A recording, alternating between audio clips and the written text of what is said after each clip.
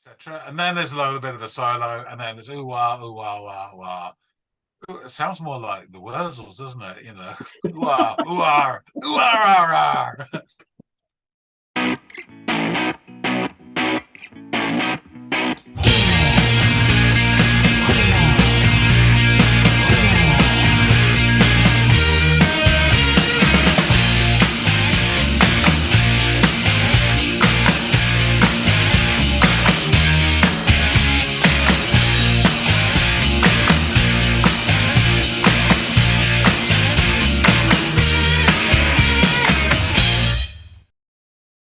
Hey, everybody, welcome back to another installment of the Audiophiles. I'm Andy. The fellow over there is John, and we're going to chop something up today that John has brought to the table. John, what do you have in store? I think I mentioned this artist to you off camera, and I'm pretty sure you said, huh? So that said person is Michael Kiwanuka. Yes, I remember this. I do remember the recommendation distinctly. So I'm interested to go off and give this gentleman and his music a listen. What track by Mr. Kiwanuka do you have to offer? It's Cold Little Heart. Cold Little Heart? Okay, all right. Excellent. Well, I will journey off and give this song a listen, come back and let you know what I think, man.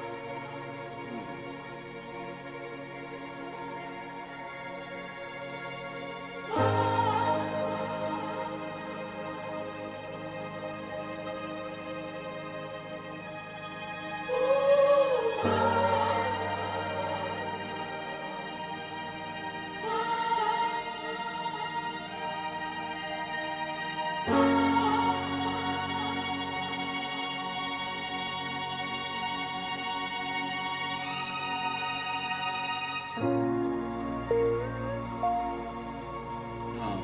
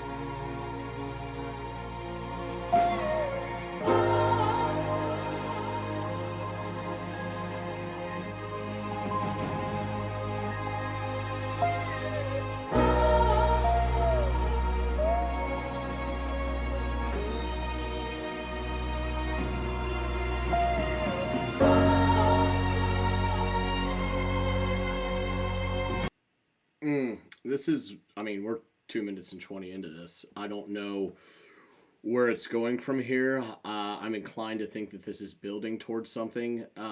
It's beautiful, regardless of that. All these like high, almost soaring sounds, this tinkling at the end of each kind of progression, if you will.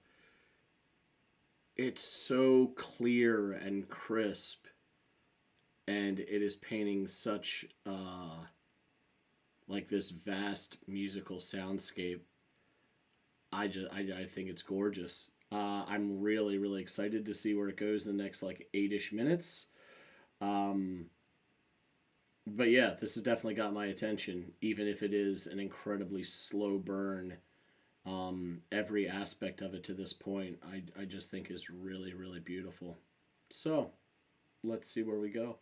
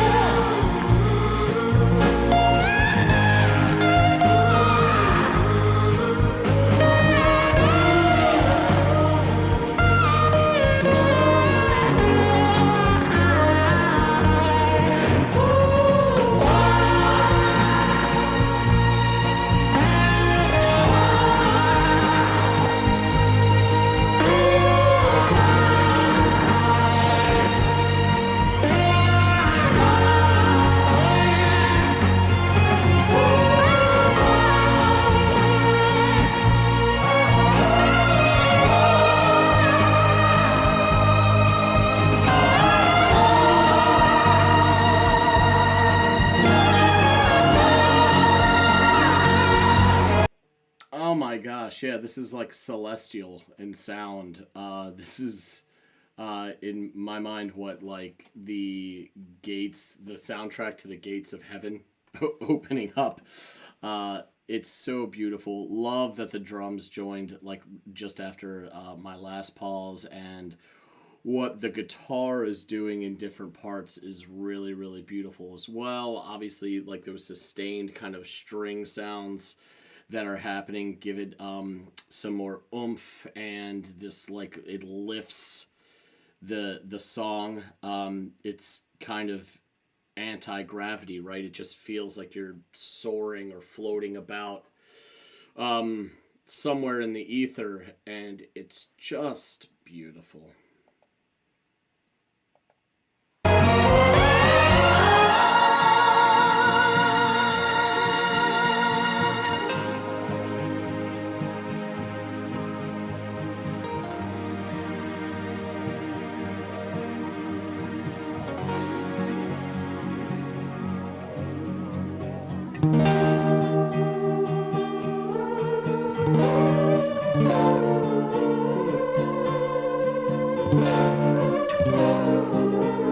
Interesting chords.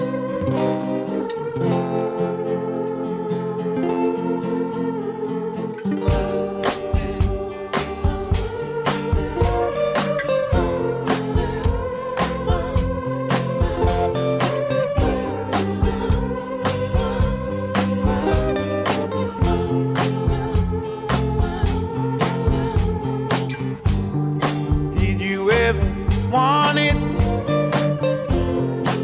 Did you want it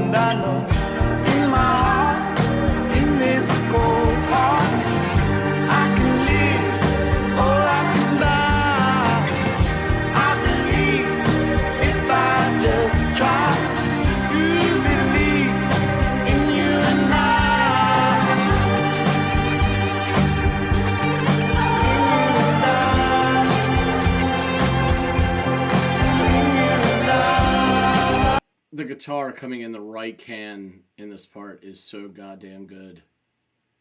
Yeah, we're taking it back a little bit. I want to experience that again. In this cold heart, I can live or I can die. I believe if I just try. You believe in you and I.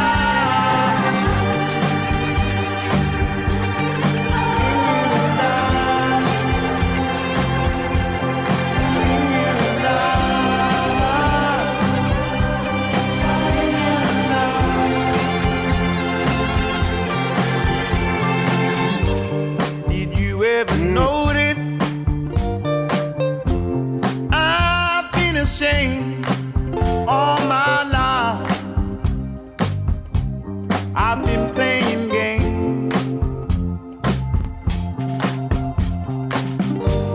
We could try to hide it. It's all the same. I've been losing one day at a time.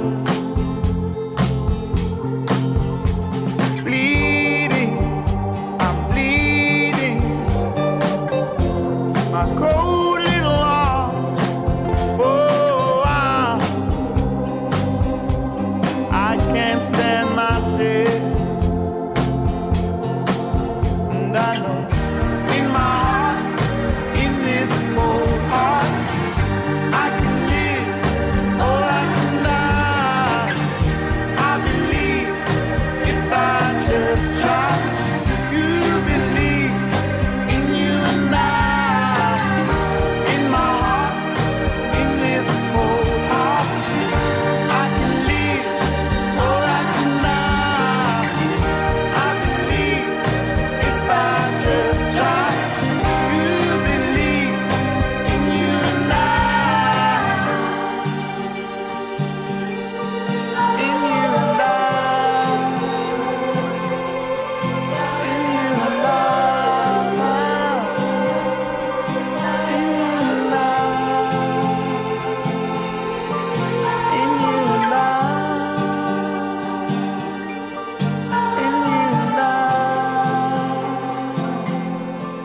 In you and I. In you and I.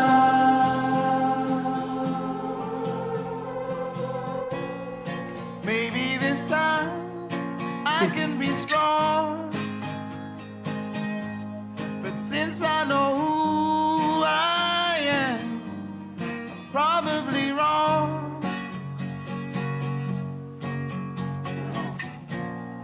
Maybe this time I can go far, thinking about where I've been ain't helping me start.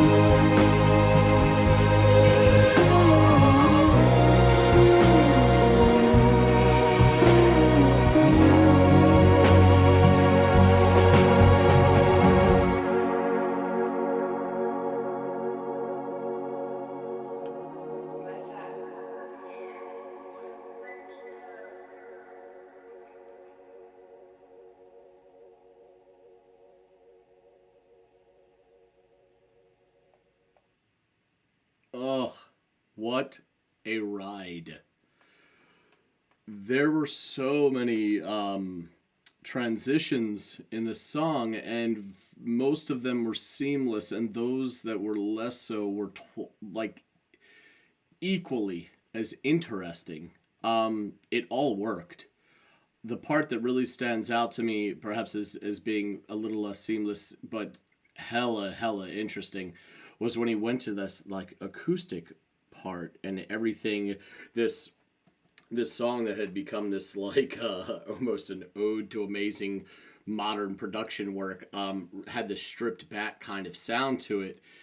And it was welcome, though not expected to that point in the song, at least for me. And I still really, really enjoyed it.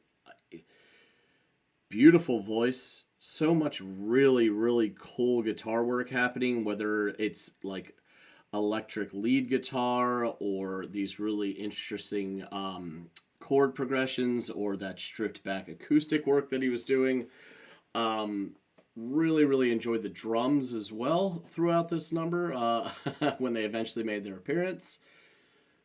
Yeah, this song is like several moods wrapped into this 10-minute package.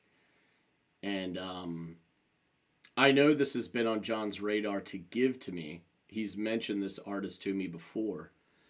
And while I'm glad he gave it to me, I almost wish that he had given it to me sooner, and that this was like at this juncture we were on our perhaps third or fourth track by this guy, because I really, really enjoyed this. I'm going to have to go back and listen to this again in the near future, and let it all wash over me, because God, when there's this many moving parts, this kind of production work involved, this length of a song, there are bound to be all of these like Easter eggs or little hidden bits that I didn't, or perhaps they're right in right in plain view, or plain listening, but I didn't catch them because I was letting so much wash over me all at once. But goddamn, really talented musician, great voice, and I absolutely loved the songwriting and structure and composition in this number. Let's see what John has to say about this. Hopefully, there'll be more of this stuff in the works. Do you remember what it was that, because as I recall, as the story goes in my mind, I offered you up something, and after we had got done discussing it and recording and everything, you had said, now that I think about it, because you liked, I think you would, it was essentially because I had offered you something, you thought, oh, I might like this gentleman's music as well. Do you remember who it was? No, I don't. Yeah, Sorry. me neither. And I was really racking my brain over that. That's not really, in the grand scheme of things, it's neither here nor there. I was just curious. Yeah. It was fucking beautiful, man. Stunning. Yeah, I loved it, man. It was so good. So good. This beautiful, beautiful piano chords over this sustained kind of ethereal string-like sounds start things off. And then they're like joined by these echoey vocalizations. And there's all this like texture being laid on top of the song. And it sounds so good. The production quality and clarity is outstanding. All this beautiful like tinkling is going on, and this wonderful tempo and instrumentation, and it all gives this tune like this, for me, like a floating feeling. And I'm envisioned like being lifted up and hovering in the air above the ground. Really, really awesome sound and feeling just listening to this. These shuffling drums move the song, but in such a way that lends itself to this almost anti-gravity motif that they've now built here. And it's around, I'd say this is a really long song, but my God, it moved really quick. I remember pausing for the first time, and it was just before the drums actually came in. And it was 2 minutes and 21 seconds, and it only seemed long when I read the number. You know what I mean? So I really, really liked it, but I guess it was around the 4:13 mark or so. The song like reaches this almost like fully realized sound.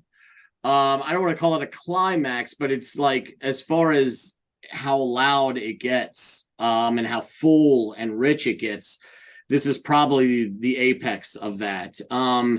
And the sounds are are creating this like soothing, calming aura at this point, and then it shifts into this like a clapping tempo. You hear like claps or something that's fabricating the sound of hand claps, because they're really crisp, like even for like produced hand claps. And it was just this lovely. There were just these lovely complementary guitars that were also going on at that point. I believe there's like at least there's an acoustic guitar, and I want to say maybe 2 electric guitars that are used throughout this. And I really like loved the depth that choice added to the song, adding all this different guitar stuff. And his voice is so rich and riddled with mood by the time it makes an appearance, right? Because you have to get halfway through the damn thing pretty much before you hear it. And there are acoustic guitars, and I said as well as electric guitars, and they're working beautifully together, complementing this guy's really like moody voice that's just exquisite. When he's singing at one point, the lead guitar in the right ear is absolutely exquisite. It was probably my favorite part of the song, when all this like really pitched guitar starts happening in your right ear and your right ear alone, where it's like, here's the rhythm section, and then here is the lead guitar over top of it, and it sounded really cool how they mixed it that way. And the guitars, like the lead guitar is like almost pain sounding, like a lot like his voice. It sounds like it has hurt in it. And I really, really enjoyed that. And the lyrics sound pained and riddled with like this cocktail of like self-loathing or self-doubt, and yet there's hope somewhere deep within his cold heart, as it were. And he acknowledges what he's yet to do, but feels deep down that he's possibly capable of, or perhaps that's that glimmer of hope you kind of can get from it at times. Around the 8:40 marker, all the instruments but his voice and the acoustic guitar drop out before being rejoined by the rest of the band around the 9:15 marker. And I like how during this portion, he leans into what he might be able, like lyrically, he like leans into what he might be able to do in spite of who he has been and what he has yet to do to this point. It's this raw moment of like self-reflection. And so this motif of stripping the music back and bearing all is incredibly apropos and complementary to what he's doing lyrically, and is probably my second favorite thing in the song, if not tied for first, because it really is a clever mechanism to make the music do to the song what his words are doing to the lyrics, and to himself. Like he's pulled the curtain back, the veil's been lifted, here I am, like warts and all. And I loved it. And the whole song is like a journey through all this like moody nature, and there's like a lot of like almost out of body experience where it feels like the narrator has stepped outside himself and is looking back at himself and casting judgment. And it's just really great. And the music is beautiful, and it's arranged really well, and it's delivered really well. And I haven't a bad thing to say about it. It was a great song. Yeah, I reckon that too. Yeah, so full disclosure, folks, I had this on my list for a little while. It is quite mainstreamy, but it's worth it just because I just think it's an outstanding song. So well done. And I was looking for it, and what Michael Kiwanuka done is he'd done a session version, which is slightly longer. It's about, I don't know what the running time was for this, about 10 or minutes. This was about 12 minutes, and it's absolutely brilliant. And he starts off, they're in a studio and you can see them in their little cubicles, and the guy's making the tea and brings it round to him. And he starts playing that guitar at the beginning of the moody passage. And it's even more Gilmour than this. I mean, it's so Pink Floyd. It's unbelievable. It sounds incredible. He notches it up a couple of notches for that. But the only version I could find that I thought would be usable on this channel was where someone had, for a lark, put the video through an AI thing and changed everybody into sort of trunk-wielding aliens surrounded by dry ice. And so I didn't tell Andy about the song or the performer. I said, I've got something coming up where the video is shit weird, and I want you to be aware of it so you don't spend the whole reaction going, what the hell is this? And, you know, so, but luckily I found this version, and so we skipped all Thank that. God. Because I couldn't have promised that I wouldn't have spent the entire 10 minutes going, what the fuck am I looking at right now? Yeah, because I did, and I know the song. But anyway, so yeah, just a bit about the guy. Michael Kiwanuka is British singer-songwriter from London, Muswell Hill. His parents actually had fled Uganda from the Idi Amin regime. Yeah. The genres listed for him indie rock, folk rock, soul. And there's this lovely sort of blend, I think, in terms of this rock and soul and R&B and all sorts of stuff he does. And so he's been going from 2011 till present. So he started off doing his stuff, and he managed, even before he was signed, he supported Adele at her 2011 tour. And I guess on the back of that, he then signed with Polydor. During that same time, he also won there's an annual thing I think you're aware of called the BBC Sound of and then the Year, and where they put upcoming artists, and he won the BBC Sound of 2012 poll. So his debut album from that same year hit number 4 in the UK charts. It was called Home Again. It's a really good album, and it was nominated for a Mercury Prize. It was that good. This track is from his second album, which is the album I know best, called Love and Hate. It was produced by Inflow, Paul Butler, and a certain Danger Mouse. And it was number 1 in the UK, and it received widespread critical acclaim from the music critics, and it was nominated for a Mercury Prize. Metacritic, I mean, there's loads of stuff, I won't go into all of it, but Metacritic gave it a rating, you know, the sort of conjoined rating, as it were, average. So it was 86, which is pretty high. I've never seen one over 90, so that's pretty good going. Yeah. And then he's did a third album called Kiwanuka, which reached number 2 in 2019, and that was nominated for a Mercury Prize, and it won it. How about it? Third time lucky. Kiwanuka said that the choice of the album name was reflecting his increasing confidence in being himself, which you find kind of amazing for this guy who's producing this music. But he did openly state that he has struggled from anxiety and other mental health issues. So much so, he moved from London down to Southampton and just cut out the limelight. So Cold Little Heart, apparently, I don't know the program, but it's the opening theme to the HBO series Big Little Lies. I will go through the lyrics. Wah, wah, ooh, wah, wah. Yeah, it's a backing vocals, you get it, right? And she does that. No, they please, do that for please go on. Wah, wah, ooh, wah, wah, wah, wah. Then the strings and the guitar come in, and there's ooh, etc. And then there's a little bit of a solo, and then it's ooh, wah, wah, wah. Ooh, it sounds more like the Wurzels, doesn't it? You know, ooh, wah, ooh, ah, ooh, ah, ah. And then he starts singing eventually. Did you ever want it? Did you want it bad? Oh my, it tears me apart. Did you ever fight it? All of the pain, so much pride running through my veins. Bleeding, I'm bleeding. My cold little heart. Oh, I can't stand myself. And I know, in my heart, in this cold heart, I could live or I can die. I believe if I just try. You believe in you and I, in you and I, in you and I, in you and I. Obviously, I have to point out at this point that is grammatically incorrect, but it does sound better.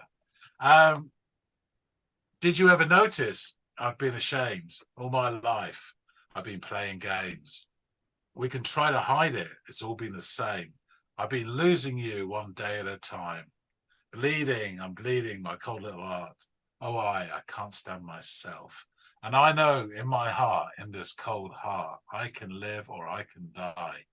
I believe if I just try, you believe in you and I. In my heart, it's got I can live or I can die. I believe if I just try, you believe in you and I. In you and I, 1, 2, 3, 4, 5, 6, 7, 8 times. Maybe this time I can be strong. But since I know who I am, I'm probably wrong. Maybe this time I can go far. But thinking about where I've been and helping me start. And it's back into that sort of motif from the opening. And it goes. Yeah, I'd say on this song, I think it's a great sort of like blending of these, styles. The opening bit that you were saying, what you were getting from as well, I almost picture like a heavenly antechamber that's surrounded. There's a few people floating around, maybe plucking the old harps, and there's dry ice everywhere. And as they go, it's like an elevator door opens, and then you go into the song proper as he starts singing. That's the picture I get, and it's there. There's loads of bands cited as influences on him, from the Beatles and Hendrix to Bill Withers, Otis Redding, Bob Dylan, Sly Stone, and of course Pink Floyd, because there is an incredible amount of Pink Floyd in the guitar stuff, which is great. But I just think this is an epic take on, and it really does update through mainstream poppy rock song what sort of R&B and rock can be blended to sound like. It is, it is vastly popular and it is quite mainstream for the sort of stuff we cover on this channel. But it's not. Yeah, it might be popular, but I don't hear pop when I hear this song. But it is modern. It is very much modern. But goodness, I mean, if you want to talk about modern pop stuff, there's a lot of shit that we could be talking about right now that is probably, unfortunately, doing way better on the market than even this album did. But I mean, for what it's worth, that really doesn't matter as long as it's good. Yeah, do I sort of like turn my head a little bit when they say it's popular, because I'm like, I know what popular is now. But hey, if good music slipped through the cracks and somehow came out on the other side of popular, that's awesome. That doesn't matter much to me as long as it's good, and this is really, really good. But it's got a bit of soul to it as well. That's probably the difference, rather than just marketing. That's probably the difference. And and it's not lazy. It's not lazy in its composition or how it's assembled, which is a big thing that you see with pop music now. Is it's just lazy. I mean, it's good. It gets stuck in your head, but it's just there's not much to it, right? There's substance to this. Yeah, great lyrics as well, and thoughtful. And as you say, self-reflective. Yeah, I think it's just a great all-round package. The album's brilliant, I have to say. I haven't listened to his third album, which I don't know why I haven't. That's just crazy, but I haven't. So I probably will do that very shortly. But he's a talent, this guy. He really is, and he's very thoughtful. I did write this down, but I remember reading that he is, not that it means anything either here, there, or everywhere, but I believe he is a committed Christian, and him and his wife just tucked away in, I think it's Southampton, just living their life quietly, and he's not out, smashing up nightclubs or dating models or anything. He's just getting on with his shit, which again gives I get a little level of respect for that. You need your idiots throwing stuff out of hotel windows, obviously, but you need some cool geezers as well that just chill and exactly and take the take the process of living a little bit more seriously. I probably expect, and I also respect that more now I'm older than when I was 23. I'd be rooting for the idiots in the hotel room some more. Well, it's also interesting because I'm sure his cultural and his family history plays into that, and what they endured when he was so young. It's like I saw wild shit. You want to talk about wild shit? I never want to see it again. I want the house with the picket fence and the happy wife and the happy life, and give me my own little fortress of solitude, because I've seen some shit or heard some shit. So, because he was only a sergeant and he fucking took over a whole country. I mean, how the hell do you do that? Anyway, don't get into that. But I thought you'd like this. It's got touches of lots of things which triggers But it's overall just amazingly well produced and crafted. So yeah. And I'm glad Kinda you offered gets it up, you. man. It was great. Brilliant. All right. I shall wrap things up and say thanks for listening to this, Andy. Folks out there, I'm sure there's loads of people. I think the short version of this has got like 150 million views on YouTube, so it's quite popular. So I'd imagine some people have heard it before. Tell us what you think. You know, does it ring your bell, or does it piss on your chips? Let us know. Drop some comments. If you like this, hit the like button. If you don't like this, put down the marker pen slowly and move backwards. But yeah, we'd love to hear from you what you think of Mr. Kiwanuka and his outputs. Maybe someone tell me what the third album's like, because I haven't listened to it. I've been really interested.